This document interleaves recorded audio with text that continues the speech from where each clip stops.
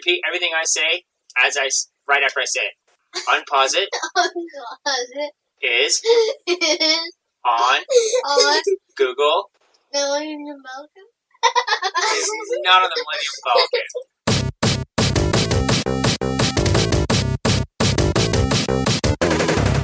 This is Unpause It, a podcast by a family of geeks. I'm Lady Disdain, and I'm 43 years old. I am Sauce _ and I am 11 _ the data byte. 41. I'm Furious Girl, and I am 9. So, welcome to the basement. How y'all doing? Hi. This is the cave. I'm a fish. It is the cave. Willis is the Sauce is persisting to say that he's a fish. Why I is am that? a fish. Why? Is this the Unpause It cave? I'm not worried about him being a fish.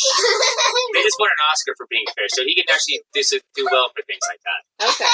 So is this the Unpause It basement or the Unpause It cave? Cave. It's a cave. As you can see, there's only pictures. So that means it's a Let me cave. do a Snapchat really quick about this. Hold on. Oh, come on. So, right now we're debating if this is a basement or a cave. It's a cave. It's a total cave. Why It's is it a cave? Because Dad just said it's dirty. I think since none of you pay the mortgage, we're going to call it the Unpause It basement. I want to know who's driving this thing. Me and my father, mostly because my father likes this movie. I do like this movie. My father. So, You're both fun. My father. My father. So, is this a co-driven? So you guys are going to drive kind of together? Co-driving. That's right. We both have opinions and things about this movie. But Georgia's going to take all the credit. Okay, that's fine. Wow, that's just how kids deal with So parents. welcome to the Unpause It podcast for the movie. first thing we do is Stanley cameo.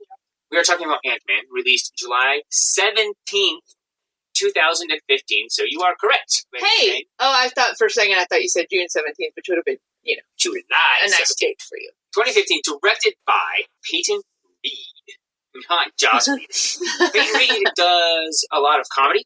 Obviously, with this movie, it's hilarious. It is. It's not Thor Ragnarok funny, and it's not Guardians of the Galaxy funny. It's a heist film, but it's a comedy heist film. It's a lot of lines of, say, Ocean's 11 was, where it was kind of trying to be serious, but just funny, tongue-in-cheek kind of stuff. That's kind of how this... It's very much like Ocean's 11. Writers, Edgar Wright. One of the better pop culture nerd writers that we have around here.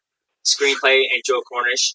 Several good writers. So this was well written. You can tell by the lines that everyone was doing. It stars Paul Rudd. Paul Rudd plays Ant-Man. China. He plays Scott Lang. Who is Michael Douglas? Dr. China. Hank Pym. And then Evangeline Lilly is Hope Van Dyne. Huh? Now, why is Hope Van Dyne's last name Van Dyne and not Hope Pym? Was that her mom's name? Or was she married and divorced? Okay, I have an idea. Huh. She just thought the name was interesting and changed it because she hates her dad. That could be a possibility. Any of the above could have happened. Oh yes. my God. I'm pissed. We've got Anthony Mackie as Falcon. We've got T.I. as Dave. Yeah! We've got Haley Atwell and John Slattery returning. Yeah, as Howard Stark and Peggy Carter Trevor in Slattery. the Triskelion that was being developed. And we see, this is spoilers, we see that Mitchell Carson, the guy who Michael Douglas broke his nose first thing in the movie, which was amazing, How's your face? was Hydra. Yeah, that's right.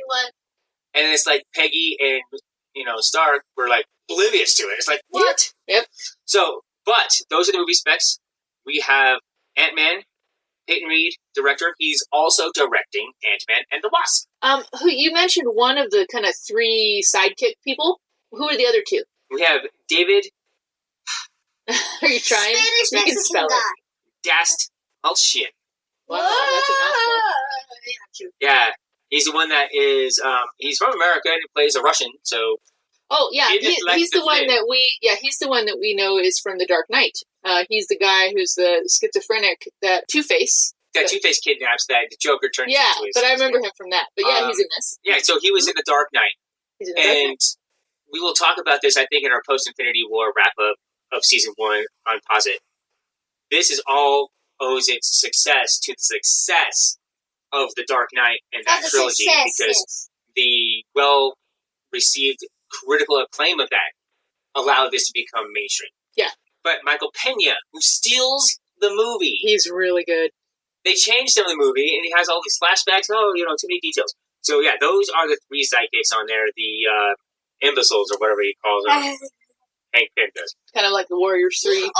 And remember, Hank Pym actually just tried to explain the science of the suit, and they fell asleep instantly.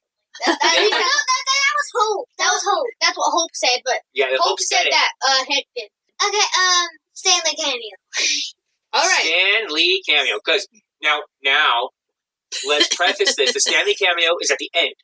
It is. No! It's right at the end. Okay, so we're starting with the end of the movie, which is fine. In a movie like this, we start at the end. He's a guy that's the size of an ant that can punch and...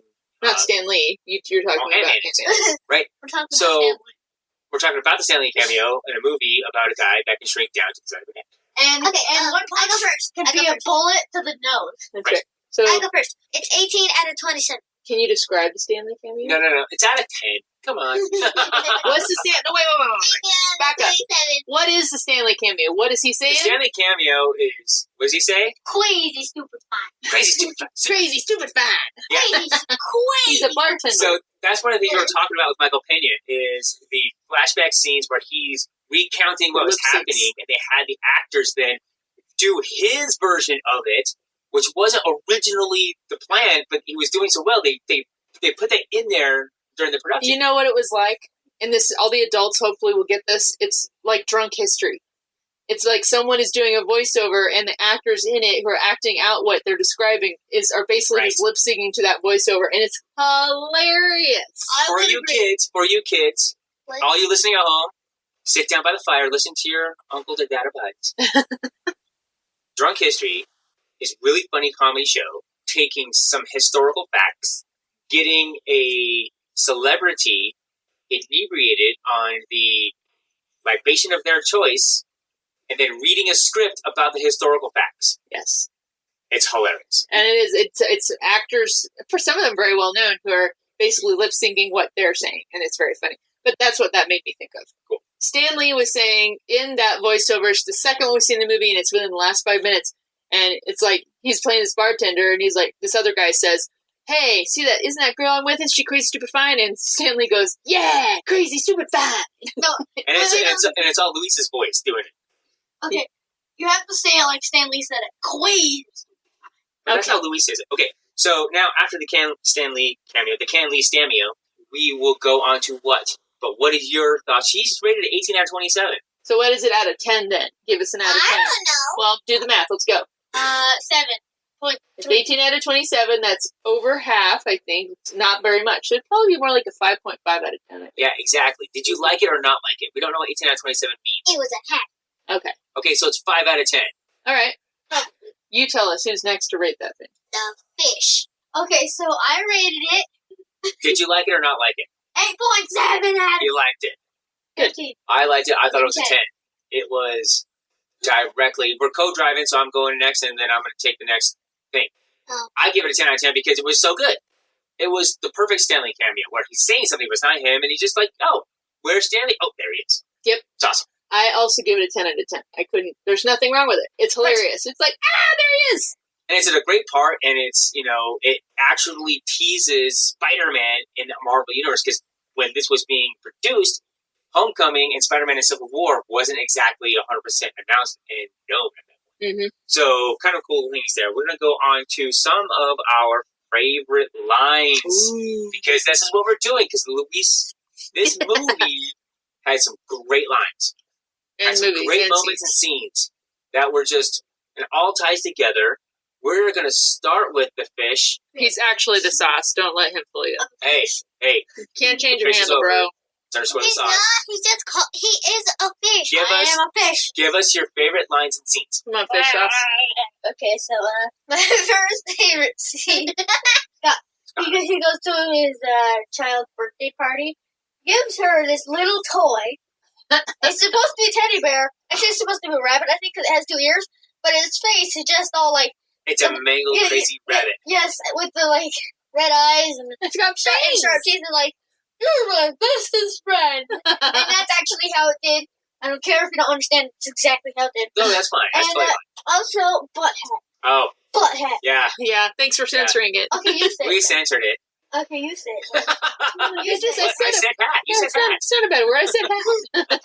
Hey, so Scott just standing there after he invited his friends over, and Dave, Yes. and he's like, "It's not funny being here." Oh, this is the scene where they have been invited back into Dr. Pim's house after they burgled. Yes, and then Dave's like, "It's funny you invite us back in after we burgled you."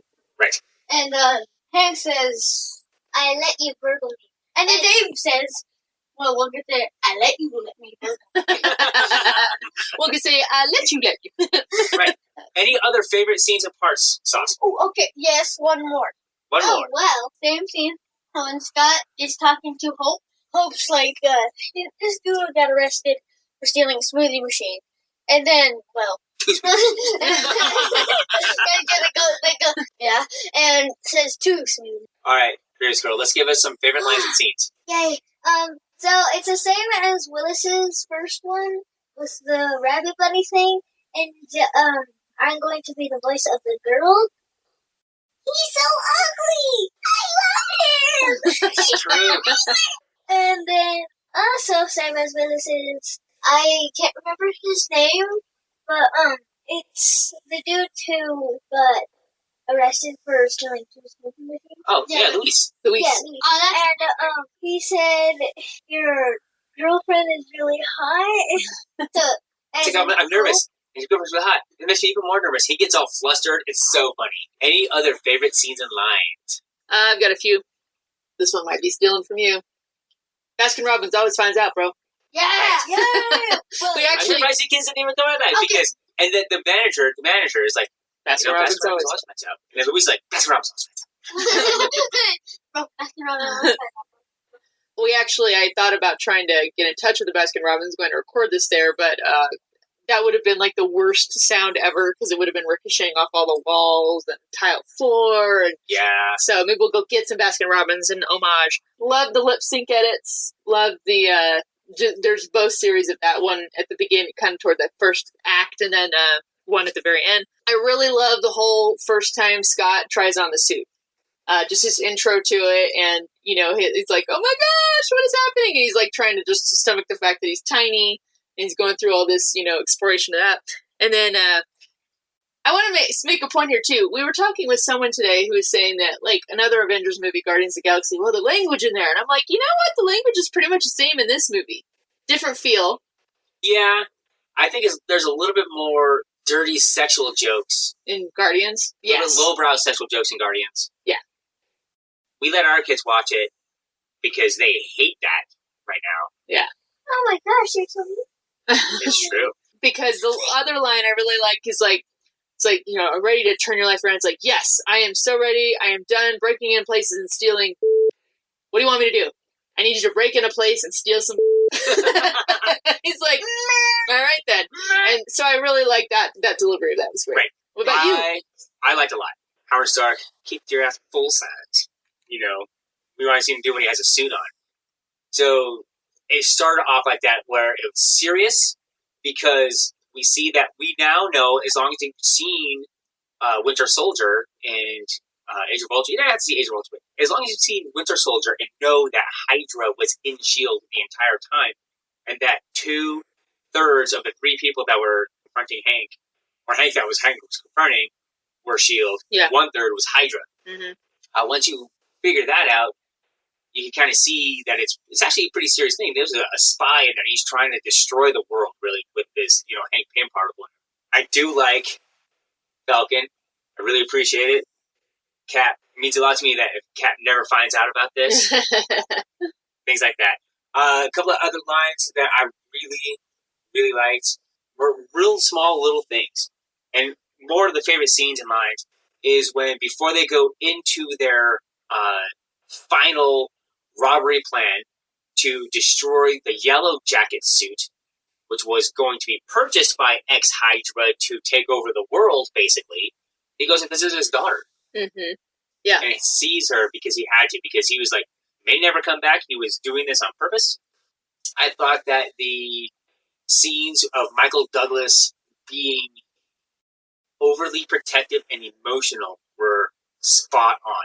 One thing about some of the big stars in superhero movies, can be said, in the past, is that sometimes they mail it in. You know, it's like, oh, here's this here. Glenn Close kind of comes to mind. No, Guardians. come on. She was kind of mailing it in. No. I felt she was kind of mailing it in a little bit. No. Okay. And she said she was doing this only to really make, and this is a quote that she did, that she was only doing Guardians of the Galaxy so she can afford to do the smaller, more artistic movies. But I was really having a lot of fun. So she wasn't really into it. Michael Douglas saw that he had a chance to do something really, really fun and did it. And in his interviews, he is into it. He's delivering his lines. He's trying to protect his daughter, just like Scott's trying to protect his daughter. Mm-hmm. His family is most important to him. That's probably why I like it so much. The family is more important than anything else, really. Right. And he loses his temper, but won't tell her why he's losing his temper with it. And just like, you can just see the desperation in his outburst. I mean, absolute desperation. He's got heartbroken, and he comes out into this one. I just thought it was really, really well done. One of the things I would like to say is when Hank is kind of introducing Scott to whatever's going on, I'm Hank Pym, this is Hope, and, you know, we've been watching it for a while. He kind of says a couple of lines where he's been spying on, like, he probably has a little ant, like, in his hair or something. Like, oh, I'm sorry, burgled. Right. The exact same lines that Scott was saying, exact same things that he was doing, just following him everywhere. It's like, how many places does Hank have ants? Yeah. Or, you know, things like that. He can see everything, know everything that's going on. I thought those things were really good. Go ahead, Sauce. I quote from Hank Pym, "Do you know how many ants there are?" Right. This is 247. Do you know how many ants there are? They're numbered, not names. Well, and you brought up a good point, too. I wrote this down. I think this might be our first superhero in the Avengers lineage here that has a child. Is that right? Right, because, well... Hawkeye does have kids. You're right. Willis, good catch. Good catch. Tony might have kids. Please don't tell me there's a 13-year-old in your car. Please, Yeah, we all know why that. Yes, we do. Yeah. There's a lot of good one-liners. The Luis voiceover flashbacks are the best. They're really good. You know, but I didn't memorize them. I didn't have time to write them all down, so I'm not going to go over them. Superpowers. Okay, let's do that. Woo! Who's first? I chose Mike. I know you choose me, but let's let Sauce go first. I'm abdicating my first. He wants to wait a minute, Georgia. It's okay. I need to wait. Chris, superpowers, got, I'm talking about his, like, national powers. Apparently engineering came easy to him. Like, He has a master's in electrical engineering. He's a smart dude. So when he saw the suit, he's like, what is this? He was very curious about it. I think Hank Pym is a little hard at Scott's level. And also, Scott would probably normally have understood the suit. Right, he's an electrical engineer. He looks like Scott was more of the on-hands technical smarts, for sure. Very quick on his feet. And Hank was the theoretical genius. Yeah. So I wrote down, obviously, the Ant-Man suit's a superpower. I think Scott, he has some more strengths than Hank Pym because he personalizes the ants. He calls the flying ant Antony instead of like number 253 or whatever it is. 247. 247. Also, this came up. So, you know, you've got at the very end, you know, you've got Yellow Jacket, a suit, a little more powerful suit actually than Scott's is. You're like, oh no, now they're kind of even. But they're not because Hank has developed the technology to control ants. And that is not something that, what's his face? Darren Cross. It's not something Darren Cross is able to do. So if you ask me, they're always going to have an upper hand in that because he had developed the technology to control ants the way Hank and then Scott are able to do. Right. To springboard off of that, Hank Pym, I was never a big comic book reader of Ant-Man or anything like that. Could control the ants. Super genius. Worked with Stark and the Avengers a lot. In the comics, anyway. But, and in the movie, because, remember? Well, yeah, he was in S.H.I.E.L.D. for sure. And he was on a mission when he lost his wife. And he was being sent to, you know, counter Hydra at that point. Little they didn't know that it was Hydra.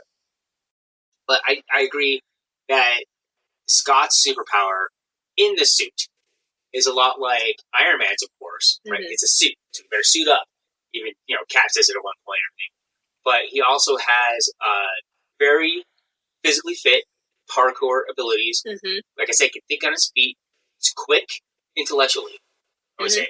And to differ from Hank was a little bit more methodical in his approach and everything. Yeah. And Scott's a little bit more Daring? daring. I think that daring would be a good word. That's probably what I was looking for. A little bit more. Or you think of like the scene where he goes to the Avengers facility and Hank probably would have aborted the whole thing, and Scott's like, "Nah, I can do this." Right. And he does right. it. Exactly. And he goes up against Falcon and actually, does well with that. And doesn't die. It doesn't die and actually wins. Remember, That's cool. it was a good thing that Cap never found out about that. It was really important. But that's what I was thinking. Yeah, abort this. And when he's in the control basement, whatever he has there, he's like, he's going to lose the suit. And Hope's like, he's going to lose his life.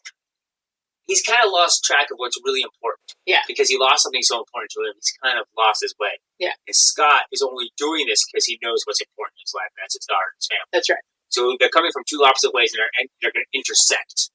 I'm looking forward to the next movie a lot. I think it's going to be really good. Yeah. It's the first Marvel movie with a female character in the title. About that time. After this, we will go to villains. But what is Freer's girls' take on superpowers? I see what you wrote. It can shrunk. Shrink? Yes. You need to state it so we can understand it in the microphone, And he's please. smart. Yes. Yes. Okay. Let's talk about Cross the villain, Yellow Jacket. Ugh. So we don't see him as the Yellow Jacket until the end. But he's definitely the villain throughout the whole movie. Oh, yeah. And he's the villain insofar as when he starts off, he's just a Swaggering business Hello. a scientist. business pirate, if you will. Yeah. A very cold, calculating corporatist. And immoral. But then we see him after he introduces the Yellow Jacket at the beginning. Mm-hmm. Murder somebody Yeah. Yeah, with the shrink without the least bit of regret. Yep. Just kind of does it like, nah, I need you out of my way. No Right. hesitation. Like, none. And he planned it. It was planned out. We had it there. And fun fact. So the guy gets put into jelly. That was actually raspberry jelly. It is? Oh, I thought it was like human flesh and blood. It's what it represents, but the special effects couldn't find anything. They just took a bit of Smuckers or whatever it was, or, probably some Trader Joe's organic preserves, Generic. whatever, and then just kind of did a teaspoon down on the ground, and, look at that. He's So you could eat it, and then he's dead. Just like Look, safer. I love eating human body parts out of minute body. When they're minimized, maybe. Only through the miniature degree. But, so we see him, he's a calculating, jilted yeah. apprentice, Uh-huh. smart. So he was Hank Pym's apprentice, so he was definitely up there in intellect, up there in his theory and what he could do as far as taking Pym Tech forward. I think it was very well developed. He had a backstory. He's like, he kind of jerked us both around. He's talking to Hope. He jerked us both around. He wasn't there for you, wasn't there for me. Why wouldn't you give this to me? What's going on? How can I? He's being continually feeling jilted about this, and you see this. Mm-hmm. So you can just see why he's going there. And then we find out that the particle that can make Ant-Man small also affects your neural chemistry. Mm. What does neural chemistry mean, Sauce? His name is It is your Dave. nerves Right. and brain. That's right. And his name is Dave, just so you know. And also your nose as well. It can affect your nose because your nose is smaller And it affects your toes. because everything's smaller. But then it can definitely take a toll. It takes a toll on Hank. So, and we say, and he's not the most stable guy to begin with. Mm-hmm. So then he's around this particle. He's in this particle. And he just loses his mind. It goes completely bonkers. Yep. So well done. I think it was very well done. I think he's an underrated villain for sure. And the fact that they had just purchased Star Wars, Disney did, and they were using Lucasfilm Star Wars How they were. sound effects for the lasers. Yeah, it was actually... It was AT-AT lasers. No, it wasn't. Which one was it? It was TIE Fighter. TIE Fighter lasers? Very good. That's what I thought of. I'm pretty sure they used a couple of different ones from Star Wars. I think... They definitely were Star Warsy. Yes. And I held off on this favorite scene. Favorite scene when they're on the Thomas the Tank Engine train Oh, that is so fighting funny. each other. And they're like, and it's all this special effects and bah, bah, bah. the ants are coming up, and you're throwing trays at it, and then they pan back, and it's just like falls over. It's like, That was pretty funny. You're like, oh, that's right. They're down on scale. Oh, okay. I think one of the other favorite things, I should have mentioned in my favorite scenes, is when the daughter was like, I hope you don't catch him, to her soon-to-be stepdad. Yeah. Pop, Yeah. who plays it pretty well. Yeah. I think they kind of made him a little too slow on the uptake a little bit. I think they could have made him a little more quippier, like as far as like what's going on, maybe. But they were limited. But they also needed to make him pretty different than Scott, and they did a good job with very much different. He's very focused on his job. He's not a bad guy, but he's an adversary because Scott's on the wrong side of the law, a lot like Cap is in Civil War. Yes, the law. So, as far as the villain goes, what do you think, Sauce? I think the Jack hat. Okay. So he's a donkey hat. Jack hat. Did you like it as a villain, or did you think it was just like, whatever? He's a beeping piece of beef. Okay. And not a good villain. You didn't think it was, okay. We talked about this while we were watching it. They really tried to make you sure you knew he had no heart. He would do whatever he needed to do, because they bring in a little lamb in. Remember the cute little lamb? And they bring him in, and she's like, why aren't we using rats? He's like, what's the difference? You know, and so then, allegedly, destroys this lamb and let's bring in the next one. And Hope is just visibly like, oh my God. Yeah, the guy is cruel. So what do you think about the yellow jacket? What do you think about the suit, kids? First. That was cool. The suit. So nonplussed. The kids were nonplussed. I was not impressed by the suit. I really liked in the briefcase and disintegration comes on. I'm not disintegrate you. That was seriously. really funny. Right? Disintegration. But he is just shooting anybody that's in his helicopter without even thinking about it. And you think, he would have totally shot Cassie, and he would have shot the stepdad, and he would have been like, whatever, I'm mad at you. Yeah. Just unwittingly, he would have destroyed himself too, I think. Yeah. Just because he was so over the top on that. The opposite of Scott. I think that Scott probably get in front of a bomb would explode and kill everyone. Yeah. He was that reckless. And he wouldn't try to be like, yes, he died. It was pretty reckless. What do you think about the villain? Yeah, she gave it a blip. I'm pretty sure that means or No, it means okay. half-hour screen time. Ooh, me. All right. Zelda, Overwatch, or something else. I'm not sure. It's gonna be Zelda or Overwatch. Maybe. Zelda. What about you, Zelda? Zelda. What about you? But I don't get a half Dead hour abides. time. I got maybe 8 minutes a week. I can't. Well, yeah, I'm gonna watch Coco tonight. And you're then gonna go to watch sleep. Coco, and you and I might try to squeeze in like half of one of the Jessica Jones episodes, season 2. Yeah, those are so long. Mid-credit scene. Which was? End credit scene. Mid-credit, end credit scene. Okay, so to be Joe. Yeah. Describe the mid-credit scene, though. What was it? Do you remember?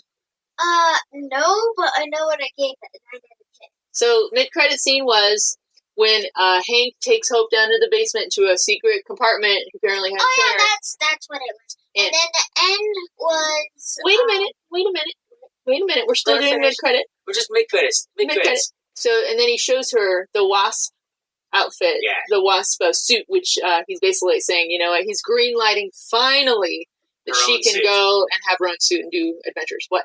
I would like to point out that was one of those boring and, not very good mid/end credit scenes I've ever seen. Okay, you didn't like it. What about you? What did you? She loved it. You I liked gave it? it a 9 out of 10. Remember? Yeah. What about So you? the girls liked it. I liked it. I gave it a 8 out Yeah, of but 10. it's still my turn for the end. Well, Daddy's still got to do mid-credit. I thought it was okay. Just seeing up the end. Very end credit scene, though. So what do you guys think about that scene? That's an actual scene from the next movie. So, talk to her. It's when the Falcon and Captain America have trapped Bucky with his metal arm inside of something. I don't know. A vice.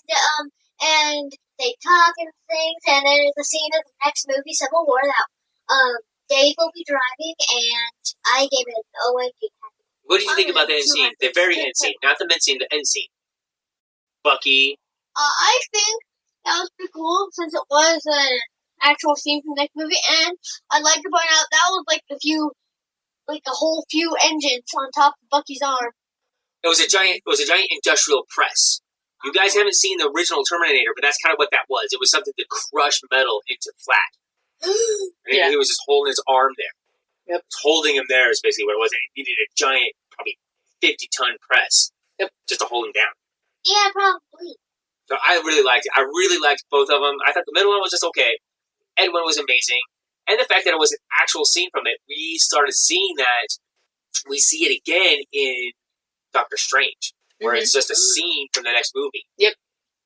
We have had directors come out, like Joss Whedon did it for Captain America, the first Avenger, and also for the ones right before the Avengers. Joss Whedon came in and directed an end credit scene that went into that movie. Thor. It was Thor. Thor it was Dark World. Yeah. It was that would have been Iron Man 2. Yeah, it's one of those like that, whatever. One of those. He came in for the Avengers ones and filmed a scene that wasn't in the movie.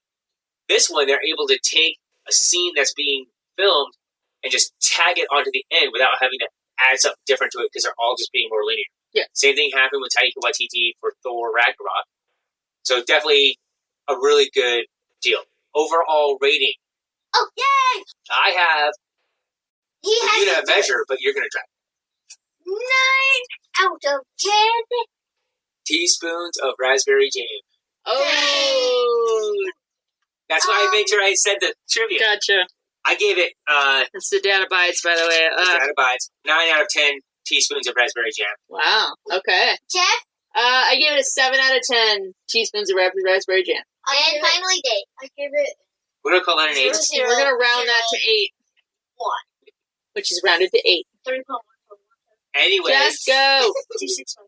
anyway, so he had 8 teaspoons of raspberry jam. So overall, we really liked this movie. And I would like to point out Lady Disdain was like, well, I don't know, whatever. And then she laughs every time. It's fine. It's not my tip top. I feel like this is our first superhero in the Avengers lineup that starts out as a criminal. Is it? Because I know I had a couple first observations. I mean, he's obviously not the only one with a kid, but that he seems like he's the first one. I mean, he's coming fresh out of jail. You know what I mean? True, and they got that whole scene in there where he's got the ritual. Oh, my Sally! You know, the underground nature of his life. Yeah. And what he did was very Robin Hood-esque. Yes. Right? So he's a criminal in the sense that Robin Hood was a criminal. Right. And exactly. But I mean, yeah, Yeah, he's an ex-con Yeah. who's coming in to be a superhero. True. Now Cap and all those they're all ex-cons, or they're all criminals, if you will. Yeah, but I mean, it's not like. Well, what about Star-Lord? So I did write that down because I said, is he the first superhero who starts out as a crook or as a smarmy individual? And I did write down Star-Lord, saying, well, no, he's a Ravager who probably is looked at like, oh, you're kind of a vulture who just goes and picks things up. Runs amiss of the law. Yeah, so that was the only one I could think of that would be kind of remotely like in the same vein. I know. But I wrote that down. I thought that was an interesting. That is very interesting. Thank you. It really is. I try. So we're going to talk about a little bit of box office and about the context of everything that was going on in 2015 and things like that. So this came out in July 17, 2015. It only did $57 million in its opening. So not very big. Yeah. Ant-Man was not a big deal. No, it did $180 million domestically, Mhm. $519 globally. So it made money. Yes. It didn't make so much money that people were flying their jets across town just because they can, like with Avengers or something. But it did well enough, was received well enough. Ant-Man and the Wasp is coming out this year, directed also by Peyton Reed, Nice. the same director. Cool. Hopefully the same writing crew. I'm not 100% sure. Hopefully the same sidekicks, because those guys are Oh great. yeah, they're definitely in it for sure. But the director has done a lot of television, a lot of funny, comedies lately. Worked on a Weird Al television show. So he is a comedy director first, it seems. Ant-Man and the Wasp will be coming out July 6th of this year. Oh, that's an expensive summer for us, man. Oh, man. Unless somebody out there decides we are worthy to get our movie tickets and paid for by you because you want us to do the podcast because we're so good, but we'll Right. just keep buying. We went and got, what did we get today? We went and got tickets for. Oh, man.